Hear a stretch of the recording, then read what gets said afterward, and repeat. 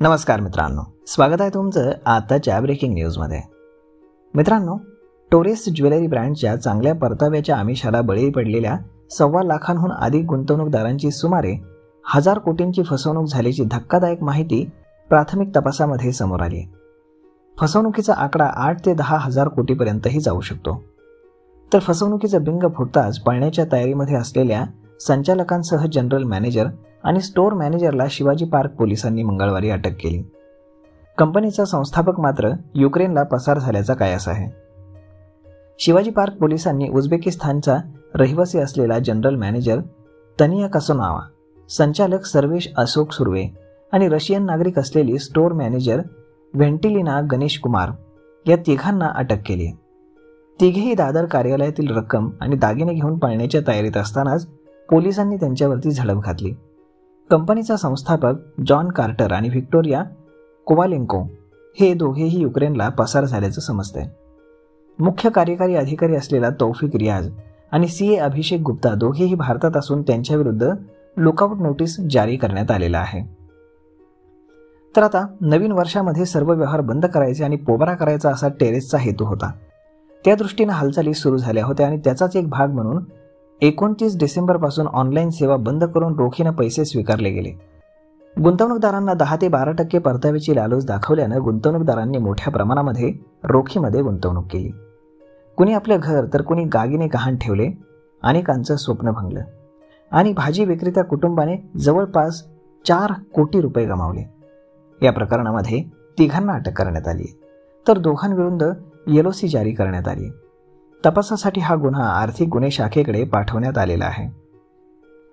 Torres हा jewellery brand platinum Herne private limited ही company चालवत होती.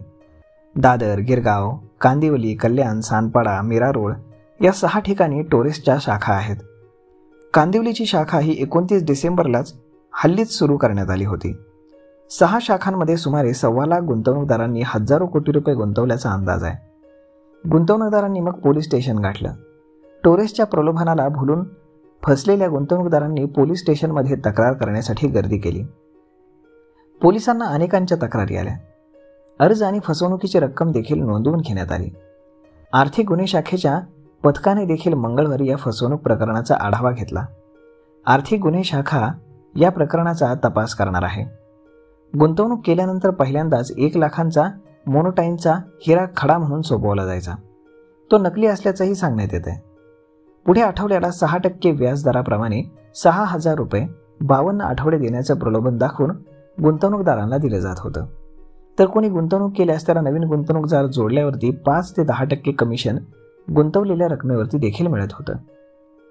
पुढे ख्रिसमस, नवीन वर्षाच्या निमित्तानं कमिशनमध्ये थेट 15 ते 20% वाढ करण्यात आली आणि रोखीनं पैसे घेण्यास सुरुवात झाली. एकाच वेळी खात्यामध्ये येणारे हजारो रुपये पाहून साखळी वाढत गेली आणि त्यामध्ये वाढणारे आकडे आणि आठवड्याला येणारी रक्कम पाहून यामध्ये गुंतवणूकदारांची रक्कम देखील वाढली. त्यानुसार नवीन जोडणाऱ्या सदस्यामागे रेफरल बोनस म्हणून मिळणाऱ्या रकमेमुळे 20 ते 100 पेक्षा जास्त जणांची साखळी एका व्यक्तीमागे उभी राहत असल्याचं समोर आलं. तर मित्रांनो, अशा पद्धतीनं मुंबईकरांना खूप मोठा गंडा बसलेला आहे.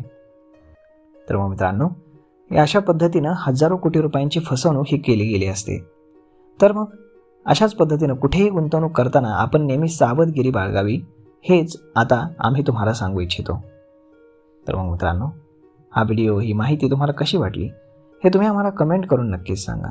आणि जर आवडली असेल तर आपल्या जवळच्या मित्रमंडळींसोबत देखील हा व्हिडिओ तुम्ही शेअर करायला विसरू नका. धन्यवाद.